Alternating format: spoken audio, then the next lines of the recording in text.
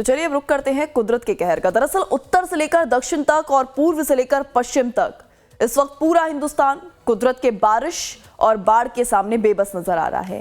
कहीं बादल फट रहे हैं तो कहीं शहर के अंदर समंदर बन चुके हैं। और सबसे दर्दनाक खबर जम्मू कश्मीर के कुपवाड़ा से है, जहां पर लोलाब इलाके में भीषण बादल फटने से आई बाढ़ ने भारी तबाही मचाई है। इस आपदा में एक महिला की मौत हो गई है। तो वहीं असम के शिवसागर में बाढ़ का पानी भले ही धीरे धीरे उतर रहा है, लेकिन बानमुख और पानबेसा जैसे गांव में अभी भी हजारों लोग फंसे हुए हैं। इस सीजन में असम में बाढ़ से अब तक 80 से ज्यादा लोग अपनी जान गंवा चुके हैं।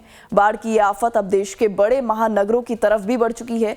तेलंगाना की राजधानी हैदराबाद में भारी बारिश के बाद मालकपेट रेलवे अंडरब्रिज के नीचे आजमपुरा रोड पूरी तरह से जलमग्न हो गया है। उधर राजस्थान की राजधानी जयपुर भी मूसलाधार बारिश के बाद जलभराव के संकट से जूझ रही है, जहां सड़कें दरिया में तब्दील हो गई हैं। राहत की बात सिर्फ यही है कि उत्तर भारत के मैदानी इलाकों से यहां पर जो खबर सामने आ रही है, देश की राजधानी दिल्ली और उत्तर प्रदेश के लखनऊ और जौनपुर में भी मौसम का मिजाज बदला है। यहां हुई बारिश ने लोगों को उमस और भीषण गर्मी से बड़ी राहत दी है।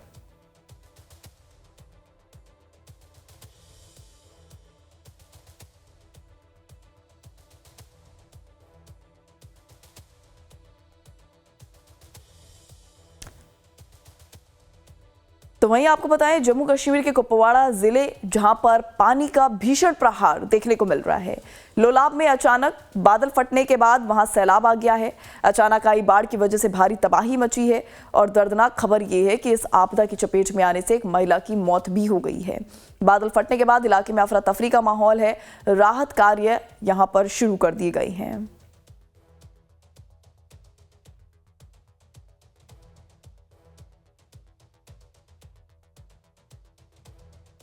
भी हुई, तेज आंधी भी आ रही थी, इसी के साथ इसमें ऊपर पानी बह गया, बादल फटा, उसकी वजह से यहाँ पूरा ज़राअत को भी नुकसान, महलों को में घरों में भी नुकसान, पेड़ों में भी नुकसान, हर तरह का नुकसान हुआ है, जो यहाँ टीम आकर इस वक्त मौके पे देख रही है। ये सब कुछ सामने है। एक मकान पे पेड़ भी गिर गया और एक और लुक में अजल भी हो गई, जबकि वो एक कलवट में फंसी हुई लकड़ियों को रोड को बचाने के लिए निकली, लेकिन पानी ने उसको भी दबाया हुआ अपने सब ले गया। अब वो लुक में अजल हो गई। उसके 5 बच्चे हैं।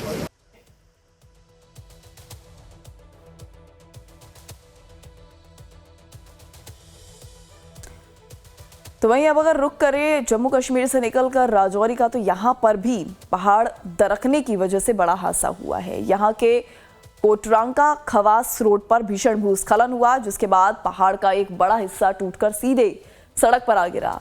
इस लैंडस्लाइड की वजह से कोटरांका खवास मार्ग पूरी तरह से ब्लॉक हो गया और राजौरी में ट्रैफिक की रफ्तार पूरी तरह से ट्रैफिक की जो रफ्तार है उस पर ब्रेक लग गया।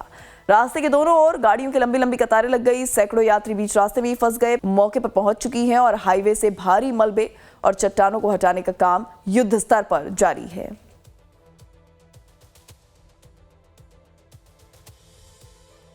तो वहीं आपको बताएं, आसाम में बाढ़ ने भारी बारिश की वजह से तबाही भी भारी मचाई है। अब पानी भले ही धीरे धीरे कम हो रहा हो, लेकिन पीड़ितों की मुश्किलें हैं कि कम होने का नाम नहीं ले रही। शिवसागर जिले से तबाही की एक बेहद परेशान कर देने वाली रिपोर्ट भी सामने आई।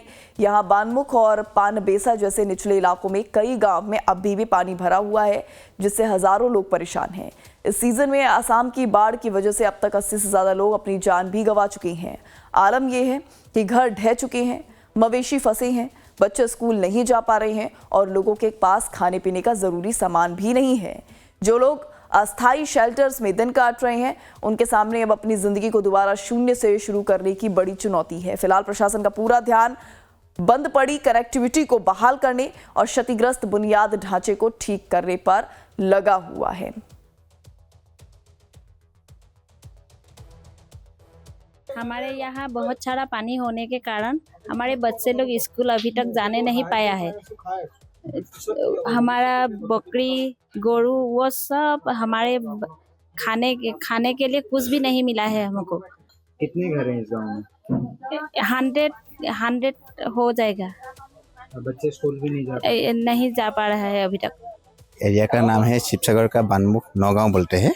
यहाँ पे हम कम से कम 69-70 इतना लोग हम यहाँ पे रहते हैं। अभी फिलहाल जो बान आ गया, इसमें हम तो अभी किसी का घर पूरा डूब गया था। और किसी का मतलब थोड़ा ओसा है वो नहीं डूबा था, और जिसका घर डूब गया था वो मतलब कहीं वो ऊंचाई में वो सांग लगा के मतलब वहाँ पे रहता था। अभी थोड़ा पानी कम हो रहा है, लेकिन फिर भी इतना पहले जैसा परिस्थिति नहीं है। अब रुख करते हैं दक्षिण भारत का, जहां पर केरलम के कोझिकोड से बाढ़ के बाद एक बेहद भावुक और परेशान कर देने वाली तस्वीर सामने आई है। कोझिकोड के निचले इलाके में अभी भी बाढ़ का पानी जमा हुआ है। पुनूर नदी के किनारे बसे कई इलाके पूरी तरह से जलमग्न हैं। हजारों लोग बेघर हो चुके हैं। हालात ये हैं कि लोग या तो राहत शिविर में दिन काट रहे हैं या फिर रिश्तेदारों के यहाँ पर शरण ले रहे हैं। स्थानीय दुकानदारों और व्यापारियों का धंधा पूरी तरह से चौपट हो चुका है और बुजुर्गों का तो कहना है कि उन्होंने अपने जीवन में ऐसा भयानक नुकसान पहले कभी नहीं देखा। अगर पूरे केरलम की बात करें तो बारिश और बाढ़ जनित हादसों में जान गंवाने वालों की संख्या बढ़कर 15 हो गई है, जबकि 7 लोग अभी भी लापता हैं। इस समय पूरे राज्य में 316 राहत शिविर चलाए जा रहे हैं, जहां 11,000 से ज्यादा बाढ़ पीड़ित अपनी जिंदगी सामान्य होने और पानी उतरने का इंतजार कर रहे हैं।